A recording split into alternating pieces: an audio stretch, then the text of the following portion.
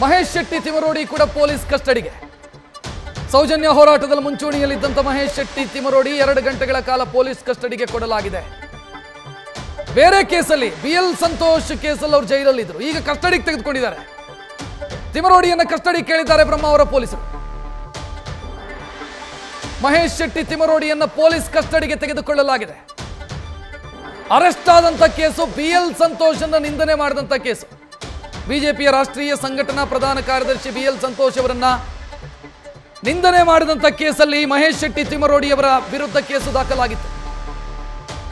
ಯಾವ ಸೆಕ್ಷನ್ ಅಡಿ ಅಂತಂದ್ರೆ BNS 196, 352, 353 ಸಬ್ ಸೆಕ್ಷನ್ 2 ಇದರ ಅಡಿಯಲ್ಲಿ ಕೇಸು ದಾಖಲಾಗಿತ್ತು. ಸದ್ಯ ಆ ಕೇಸ್ನಲ್ಲಿ ಜೈಲಲ್ಲಿದ್ದಂತ ಹಿರಿಯಡ್ಕ ಜೈಲಲ್ಲಿ ಇದ್ದಂತ ಮಹೇಶ್ ಶೆಟ್ಟಿ ತಿಮರೋಡಿ ಅವರನ್ನ ಪೊಲೀಸರು ಕಸ್ಟಡಿಗೆ ತೆಗೆದುಕೊಂಡಿದ್ದಾರೆ ಅನ್ನೋದು ಈಗ ಸಿಗ್ತಾ ಇರುವಂತ ಮಾಹಿತಿ.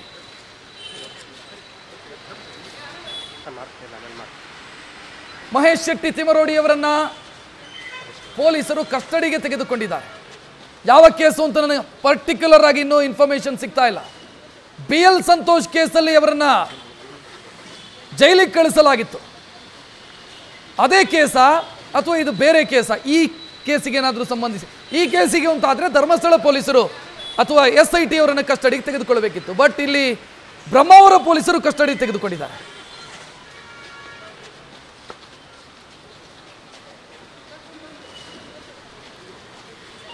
ಮಹೇಶ್ ಶೆಟ್ಟಿ ತಿಮರೋಡಿ ರಾಷ್ಟ್ರೀಯ ಹಿಂದೂ ಜಾಗರಣ ವೇದಿಕೆ ಅನ್ನುವಂಥ ಸಂಘಟನೆಯನ್ನು ಮುನ್ನಡೆಸ್ತಾರೆ. ಸೌಜನ್ಯ ಹೋರಾಟದಲ್ಲಿ ಮುಂಚೂಣಿಯಲ್ಲಿದ್ದವರು, ನಿರಂತರವಾಗಿ ಸೌಜನ್ಯ ಹೋರಾಟವನ್ನು ಮುನ್ನಡೆಸಿಕೊಂಡು ಬಂದವರು ಸದ್ಯ ಜೈಲಲ್ಲಿದ್ದಾರೆ. ಅವರನ್ನು ಕಸ್ಟಡಿಗೆ ತೆಗೆದುಕೊಳ್ಳಲಾಗಿದೆ. ಹೆಚ್ಚಿನ ಡೀಟೇಲ್ ನೀಡೋದಕ್ಕೆ ನಮ್ಮ ಪ್ರತಿನಿಧಿ ಪರೀಕ್ಷಿತ್ ಫೋನ್ ಸಂಪರ್ಕದಲ್ಲಿ. ಪರೀಕ್ಷಿತ್, ಈಗ ಯಾವ ಕೇಸಲ್ಲಿ ಕಸ್ಟಡಿಗೆ ತೆಗೆದುಕೊಂಡಿರೋದು?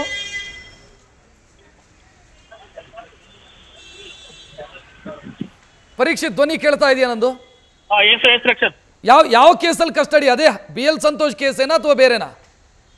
ಸದ್ಯಕ್ಕೆ ಬ್ರಹ್ಮಾವರದಲ್ಲಿ ಕರ್ತವ್ಯ ಗಡ್ಡಿ ಇರ್ಬೋದು ಮತ್ತು BL ಸಂತೋಷ್ ವಿಚಾರದಲ್ಲಿ ಕೂಡ ಅಲ್ಲಿ ಕಸ್ಟಡಿಗೆ ತಗೊಂಡಿರೋದು. ಯಾಕಂದ್ರೆ 2 ಇದೆ. ಒಂದು ರೀತಿಯಲ್ಲಿ ಕರ್ತವ್ಯ ಗಡ್ಡಿ ಪಡಿಸುವಂತದ್ದು, ಇನ್ನೊಂದು BL ಸಂತೋಷ್ ವಿಚಾರದಲ್ಲಿ ಕೂಡ ಆ ಪ್ರಕರಣದಲ್ಲಿ ಈಗ ಕಸ್ಟಡಿ ತೆಗೆದುಕೊಂಡಿರುವಂತದ್ದು. ತನಿಖಾಧಿಕಾರಿಯನ್ನ ಸದ್ಯಕ್ಕೆ ಜಡ್ಜ್ ಏನಿದ್ದಾರೆ ನಾಗೇಶ್ ಅವರು ಬಹಳಷ್ಟು ತರಾಟೆ ತೆಗೆದುಕೊಂಡಿರುವಂತದ್ದು. ಮೊದಲ ದಿನ ಯಾಕೆ ಕೇಳಿಲ್ಲ, ಮೊನ್ನೆ ದಿನ ಯಾಕೆ ಕೇಳಿಲ್ಲ ಅನ್ನೋದು ಪ್ರಶ್ನೆ ಆಗಿತ್ತು. ಹೀಗಾಗಿ 2 ಗಂಟೆಗಳ ಕಾಲ ಅವಕಾಶವನ್ನ ಈಗ ಪೊಲೀಸರಿಗೆ ನೀಡಿದ್ದಾರೆ. ಆ ನಂತರದಲ್ಲಿ ಮೊನ್ನೆ ಕಸ್ಟಡಿ ಕೇಳಿರಲಿಲ್ಲ ಪರೀಕ್ಷಿತ್, ಇವತ್ತು ಕಸ್ಟಡಿ ಕೇಳಿದ್ದಾರೆ. 2 ಗಂಟೆಗಳ ಕಾಲ ಕಸ್ಟಡಿ ಕೊಟ್ಟಿದ್ದಾರೆ. ಇದಕ್ಕೂ ಬುರುಡೆ ಕೇಸಿಗೂ ಸಂಬಂಧ ಇಲ್ಲ.